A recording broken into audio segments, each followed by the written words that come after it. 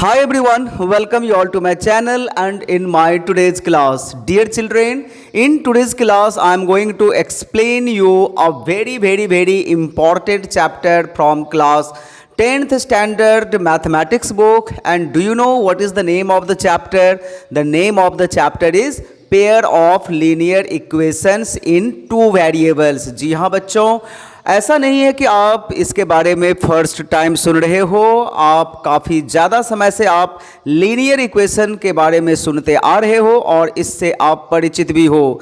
जब आप क्लास 6 में थे तो इसका छोटा सा रूप आपने देखा होगा, 7th में भी ये आया, 8 में भी आया, 9 में भी आया, लेकिन 10 में जो हम लोग पढ़ने वाले हैं वो अब तक आपने नहीं पढ़ा है। जी हाँ बच्चों, क्या डिफरेंस है पहले के लीनियर इक्वेशन और क्लास 10 के लीनियर इक्वेशन में? सबसे पहले आप ये जान लीजिए, जो पहले आप लीनियर इक्वेशन बनाए थे that was linear equation in one variable. जी हाँ बच्चों, एक वेरिएबल में ही आपने लीनियर इक्वेशन को सॉल्व किया था, है ना। जैसे कि अगर किसी इक्वेशन में कोई वेरिएबल x था तो x ही था, y था तो y ही था, a होने से a ही था, p होने से p ही था। यानी कि आप एक इक्वेशन में क्या दो वेरिएबल को देखे थे? नहीं देखे थे। तो अब की बार जो है ना वो हम लोग linear equation in two variable solve करेंगे, यानी कि उसमें दो वेरिएबल होंगे, एक x दूसरा y हो सकता है, x के साथ दूसरा भी हो सकता है, p और q हो सकता है, a के साथ b हो सकता है, m के साथ n हो सकता है, यानी कि दो वेरिएबल। तो क्या डिफरेंस है linear equation in one variable and linear equation in two variable में? तो ये तो साधारण सी बात है जो आपको सुनकर के ही पता चल रही होगी कि linear equation in one variable में एक वेरिएबल को आपने सॉल्व करके आंसर निकाला था, linear equation in two variable में दो वेरिएबल का आंसर निकालना है, यानी कि आपका आंसर दो आएगा, एक आएगा एक वेरिएबल के लिए, दूसरा आएगा दूसरे वेरिएबल के लिए। तो जी हाँ बच्चों, आपको इसके साथ साथ ये भी जान लेना होगा कि linear equation in one variable जब आपने सॉल्व किया था उसमें एक इक्वेशन दिया गया था, लेकिन जब आप दो वेरिएबल को सॉल्व करेंगे तो इसके लिए चाहिए दो इक्वेशन, यानी कि आपको दिया जाएगा दो इक्वेशन, क्योंकि एक इक्वेशन से दो वेरिएबल नहीं निकल सकता है। इसीलिए हम लोग दो इक्वेशन से दो वेरिएबल निकालेंगे। इसके लिए चार मेथड्स भी हैं, मैं आपको सारा का सारा चीज़ डिटेल में बताऊंगा कि किस तरह से। अच्छा, इसका दूसरा नाम जानते हैं साइमल्टेनियस इक्वेशन भी हम लोग कहते हैं कि दो इक्वेशन को सॉल्व करके आप दो वेरिएबल को निकालेंगे। तो चलिए हम लोग देखते हैं कि फर्स्ट एक्सरसाइज में क्या दिया हुआ है। वैसे तो इंट्रोडक्शन मैंने आपको दे दिया और देखते हैं बुक में क्या दिया हुआ है, तो हम लोग उसके बारे में डिस्कस करते हैं। सो डियर चिल्ड्रेन, जो बुक में आपको देखने को मिलेगी वो सबसे पहले ये चैप्टर कौन सा है एनसीईआरटी के बुक में? This is chapter number 3। Chapter का नाम क्या है? A pair of linear equation in two variable, right. अच्छा, सबसे पहले जो मैं आपको बताऊंगा कि इसका स्टैंडर्ड फॉर्म क्या होता है। तो बच्चों आप ये जान लीजिए कि अगर कोई equation ax plus B Y plus C के फॉर्म में है, यानी कि इस फॉर्म में है जहाँ पर ये जो आप वेरिएबल देख रहे हो A B C are real number, okay, real number, and obviously जो ए एंड बी है वो नॉट इक्वल टू ज़ीरो होगा, है ना। ए और बी जो है वो नॉट इक्वल टू जीरो होगा। क्यों होगा? क्योंकि ए अगर जीरो आ गया तो एक्स तो जीरो हो जाएगा, ये जीरो आने से, and C is constant, okay. तो ये एक जनरल फॉर्मेट होता है pair of linear equation in two variable का। लेकिन अगर आपका दो इक्वेशन है तो इसी का फॉर्म चेंज होकर के ये इस फॉर्म में आ जाएगा, a1x plus b1y plus c1 is equal to 0। This will be equation number 1 and second will be a2x plus b2y plus c2 is equal to 0. This will be equation number 2. तो इसी form में आपको equation दिए रहेंगे जिसको solve करके आपको answer निकालना है। एक बार मैं आपको यहाँ पर फिर क्लियर कर दूँ कि a1, b1 और c1 रियल है, जहाँ पर a1, b1 ऑब्वियसली जीरो नहीं होगा, c कांस्टेंट है यहाँ पर, और यही चीज़ यहाँ पर जो है वो है। लेकिन बच्चों इसको हम लोग सॉल्व करें और करना सीखें। अभी तो ये लंबा एक प्रोसेस होगा, वीडियो बनेगा, है ना, एक क्लास में इट इज़ नॉट पॉसिबल। तो आज के क्लास में हम लोग सिर्फ समझेंगे कि linear equation, a pair of linear equation in two variable क्या होता है, आखिरकार इसमें दो आंसर कैसे निकलता है, ग्राफिकली कैसे निकालते हैं, एल्जेब्रिकली इसको कैसे रिप्रेजेंट करते हैं। तो ये सारा चीज़ हम लोग जो है वो इसमें डिस्कस करेंगे इस वीडियो में। तो सबसे पहले इसमें जो है वो मैं आपको ग्राफिकली, यानी कि pair of linear equation two variable, अगर आपसे कह दिया जाए भाई ग्राफिकली आप इसे निकालिए तो हाउ विल यू, क्योंकि first method is that only graphical method है, उसके बाद एलिमिनेशन है, सब्स्टिट्यूशन है, क्रॉस मल्टीप्लिकेशन मेथड है। बट क्रॉस मल्टीप्लिकेशन मेथड जो है वो 2023-24 सेशन के लिए डिलीट कर दिया गया है सीबीएसई से। तो हम लोग जो यहाँ पर डिस्कस करेंगे, ग्राफिकल करेंगे, एलिमिनेशन करेंगे और सब्स्टिट्यूशन मेथड करेंगे, ठीक है। तो आज ग्राफिकली डिस्कस करूंगा, ग्राफ पेपर यहाँ पर तो है नहीं, मैं आपको ऐसे वर्बली एक्सप्लेन कर दे रहा हूँ।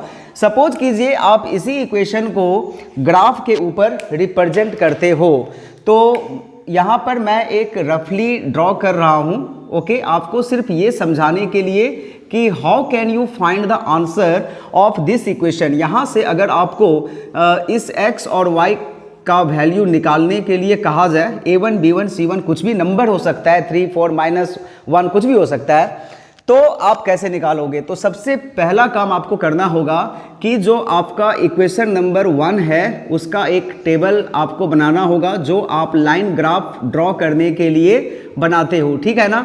और जो इक्वेशन नंबर 2 है उसका भी आपको एक टेबल बनाना पड़ेगा, जिसमें आपको जो है वो x और y का 3 वैल्यू यहाँ पर निकालने होंगे।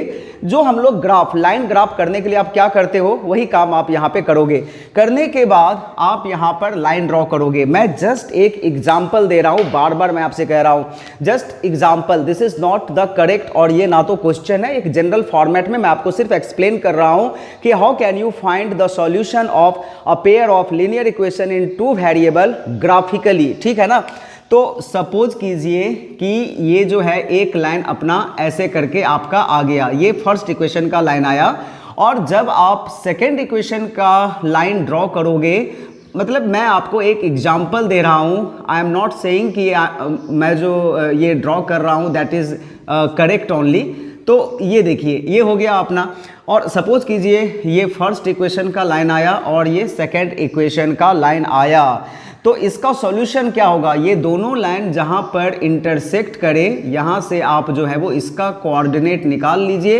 इसका कोऑर्डिनेट जो भी होगा, फर्स्ट वाला x का वैल्यू हो जाएगा और सेकंड वाला y का वैल्यू आ जाएगा, और इसी को हम लोग कहते हैं ग्राफिकल मेथड, इसी को हम लोग कहते हैं ग्राफिकल मेथड।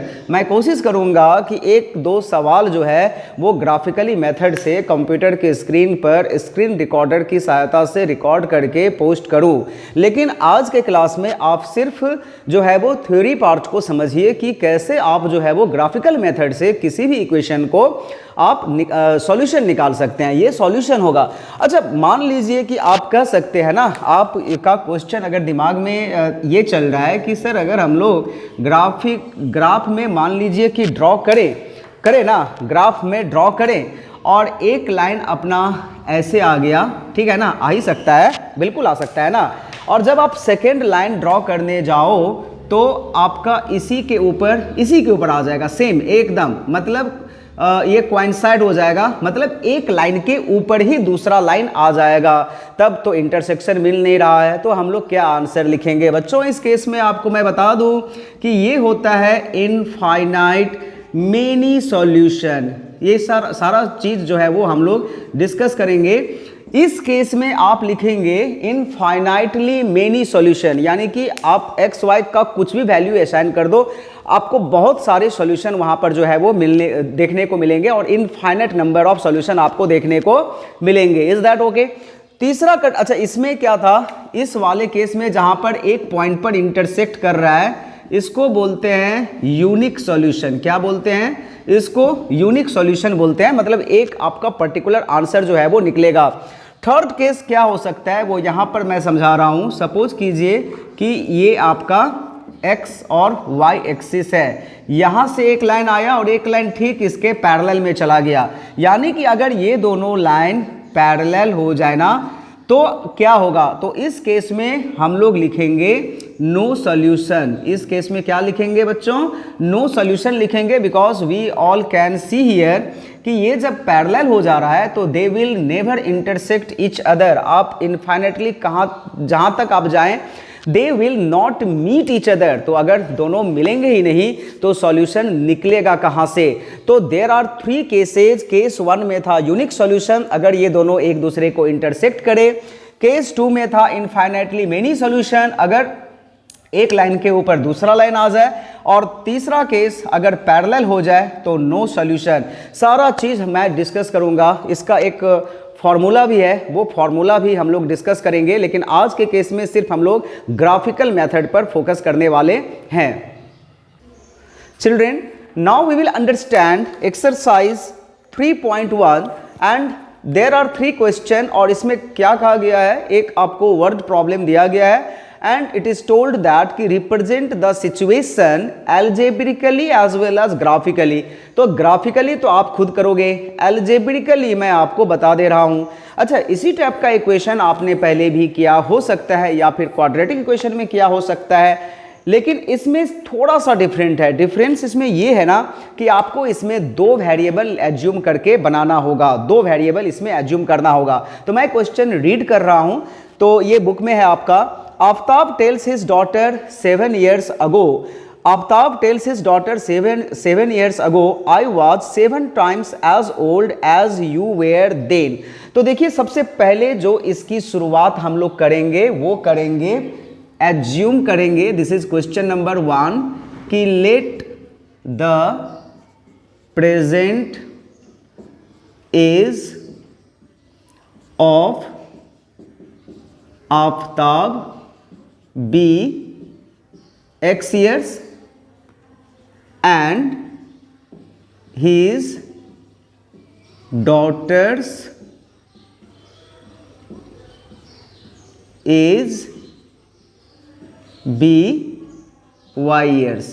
ओके, तो यहां पर हमने सबसे पहले क्या अज्यूम कर लिया कि आफ्ताब का प्रेजेंट एज x ईयर्स है और उसके डॉटर का प्रेजेंट एज कितना है, y ईयर्स है। नेक्स्ट स्टेप में हमें क्या करना है, कंडीशन पुट करना है। 7 ईयर्स अगो, यही है ना, 7 ईयर्स अगो। तो सबसे पहले यहां पर 7 ईयर्स अगो में चले जाइए, मतलब 7 साल पहले आफ्ताब का एज कितना होगा या कितना था।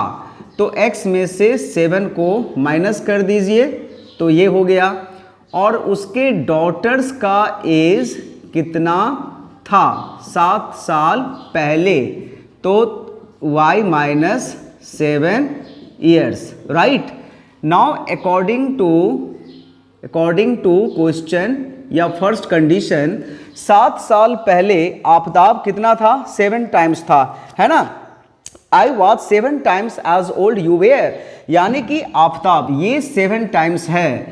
दैट मीन्स यहाँ पर हम लोग डॉटर के एज को 7 से मल्टीप्लाई कर देंगे, है ना। आफ्ताब इज 7 टाइम्स ना, ये 7 गुना है, तो 7 से इसमें मल्टीप्लाई कर दिए, तो ये बन गया अपना पहला इक्वेशन। अब इस इक्वेशन को क्या करना होगा, थोड़ा सिंप्लीफाई कर लेना होगा। तो क्या करेंगे हम लोग, x minus 7 is equal to 7y minus 49 और x minus 7y is equal to minus 49 plus 7, जो कि हो जाएगा 49 में से 7 जाएगा तो माइनस 42।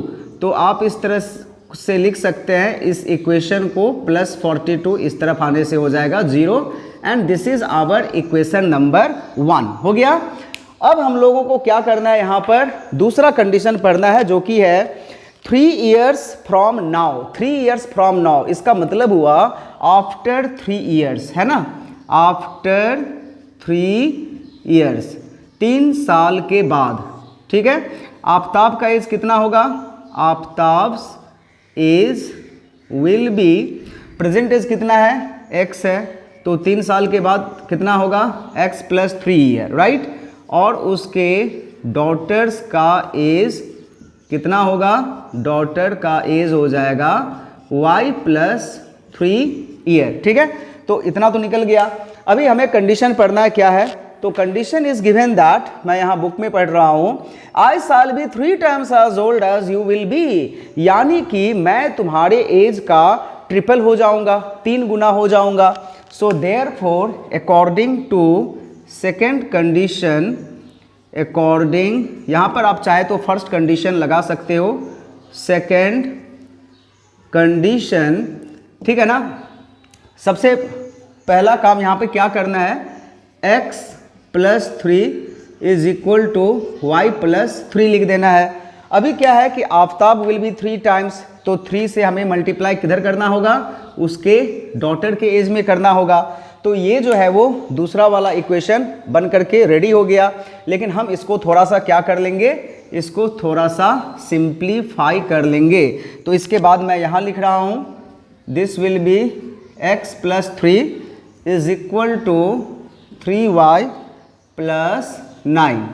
तो ये हो जाएगा x - 3y, और 9 इधर आने से हो जाएगा -9, 3 - 9 क्या हो जाएगा, -6 इज इक्वल टू 0। तो 2 इक्वेशन जो है वो बन गया। एक बना अपना कौन सा था, ये था x - 7y + 42 is equal to 0। Second equation बना है x - 3y - 6 equal to 0। So children, algebraically जो है वो हमने सिचुएशन को रिप्रेजेंट कर दिया। ग्राफिकली आप करोगे, यानी कि इस 2 इक्वेशन को ग्राफ पर लाइन ड्रॉ करोगे, बस आप लाइन ड्रॉ करोगे। They are not asking the solution, सिर्फ ग्राफिकली आपको रिप्रेजेंट करना है, यानी कि लाइन ड्रॉ करना है। So that's all for today's class. I hope जो फर्स्ट एक्सरसाइज है इसका you will be able to do. जो बाकी के 2 सवाल है आप खुद से बना लोगे। 3 ही सवाल था, एक मैंने बता ही दिया, इंट्रोडक्शन अच्छा से करवा दिया, एक्सप्लेनेशन बहुत अच्छा से करवा दिया। तो आप जो है वो बचे हुए 2 क्वेश्चन को आप बना लीजिए। अगर कोई समस्या आती है तो मुझे बताइए। That's all for today's class. Thank you everyone for watching the video till the end. Bye bye.